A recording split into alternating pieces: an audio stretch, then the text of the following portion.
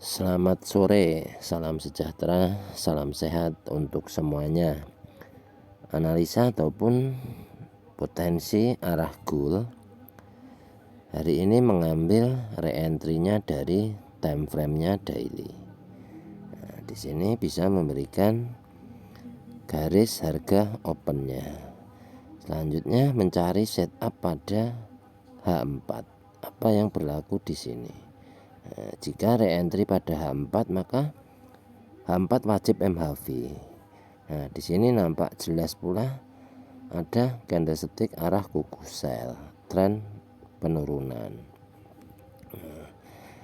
Syarat dari pengambilan re-entry-nya daily maka H4 bisa ekstrim, bisa MHV. H1 wajib ekstrim ataupun double ekstrim. Nah, jika melihat di sini ada candlestick arah kuku sell, maka bisa memberikan mappingan pada EMA5 10 sampai dengan mid BB ini. Nah, ini boleh diberikan tanda terlebih dahulu jika ingin memantau untuk entry sell-nya ataupun mengambil sell-nya nanti saat pengambilan re-entry-nya dari candlestick arah kuku sell.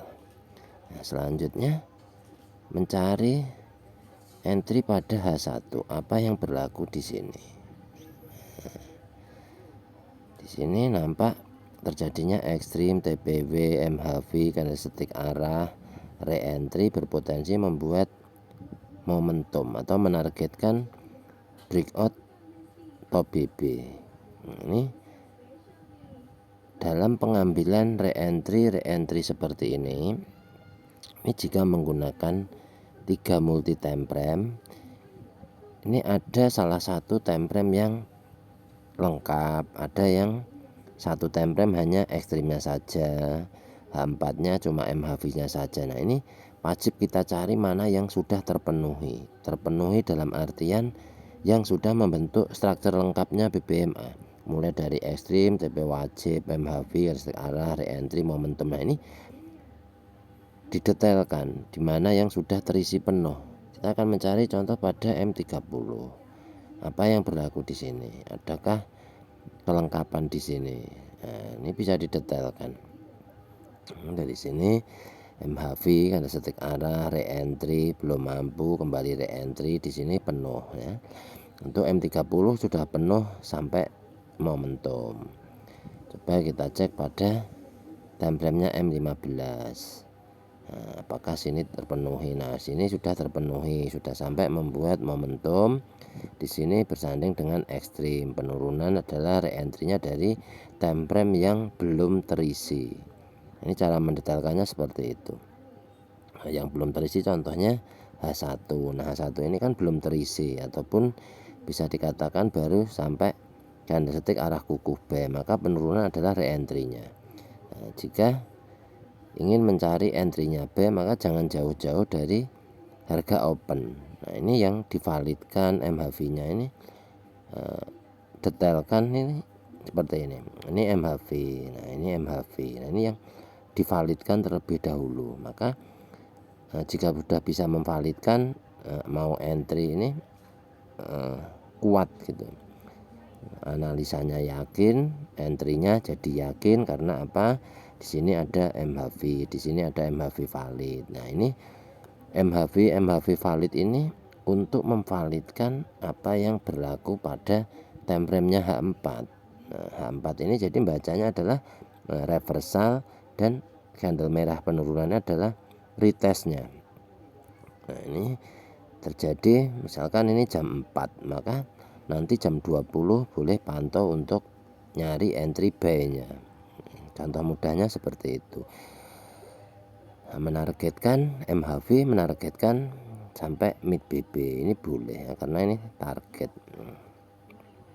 Ini untuk mencari setup itu H4, H1 menurut saya sudah cukup, follow daily. Nah, jika sudah menghafal pada H4, H1 ini nanti kedepannya ini akan mudah paham berapa lama setup ini akan terbentuk, waktu yang dibutuhkan. Misal di M5 membutuhkan waktu 4 jam, di M15 membutuhkan waktu 8 jam. Nah, di H1 ini akan paham H1-nya berapa jam, H4-nya berapa jam, ini nantinya lama-lama hafal, jadi akan menghafal di mana nanti boleh entry B ataupun mengambil selnya. Bisa mendetailkan secara terperinci. Entry tidak perlu buru-buru buat perincian entry baku, mau di H1 ataupun H4. Ini akan menjadi tingkat kenyamanan. Contoh seperti biasa saya setup, misalkan di sini saya buat garis, misalkan jangan berharap menjadi momentum. Nah, ini kan karena sudah yakin dengan analisanya gitu. Ini contoh mudahnya. Maka jika nanti sudah menghafal ini tuh, entry-nya akan sangat santai, seperti yang saya info nyari entry di jam 13, 14, jam 16, 17, jam 20, 21 itu jam-jam open market gitu. Ini entry-nya nyaman, entry-nya santai, enggak setiap 5 menit, 15 menit itu enggak. Selalu melihat close candle-nya H1, minimal M30, karena M30 ini tidak beda jauh dengan H1. Apa yang berlaku di sini nih enggak beda jauh. Contoh di sini kan sudah struktur lengkap sama dengan M15 contohnya. Nah, maka penurunan ini adalah re-entry-nya dari momentum sini. M30 momentum. M30 ini kan ada momentum. Penurunan adalah mengambil re-entry-nya gitu. Nah, ini entry-entry yang enggak terlalu overtrade. Ada jeda. Bisa 30 menit entry sekali, ataupun 1 jam entry sekali, atau memilih 4 jam entry sekali. Ya, intinya tidak perlu membuat mappingan yang rumit-rumit agar mudah dipelajari. Harga open daily-nya malunya di mana, H4 malunya di mana, potensi MHV akan seperti apa, syarat untuk memenuhi kenaikan re-entry-nya daily itu apa saja. Nah, ini yang dihafal secara pelan-pelan.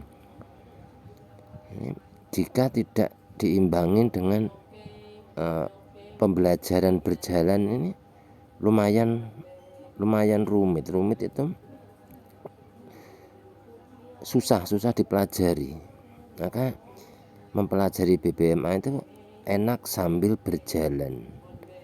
Jangan dipaksakan, mana yang belum tahu nanti tinggal mencari pada berikutnya. Nggak perlu dipaksakan harus 1 hari 2 hari bisa. Ini contoh-contoh mengikut time frame besar ini enak gitu ya. Pergerakan candlenya ini terbaca secara jelas.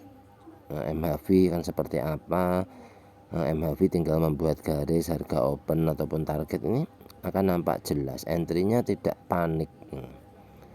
Nah, kalau sudah running mau nambah entry di M15, M5 nggak apa-apa, tapi jika belum running jangan ya.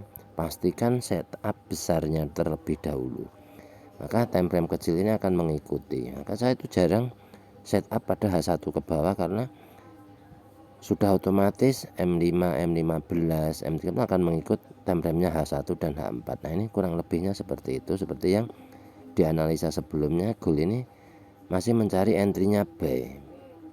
Maka selalu mapping open harian ini wajib selalu diberi garis.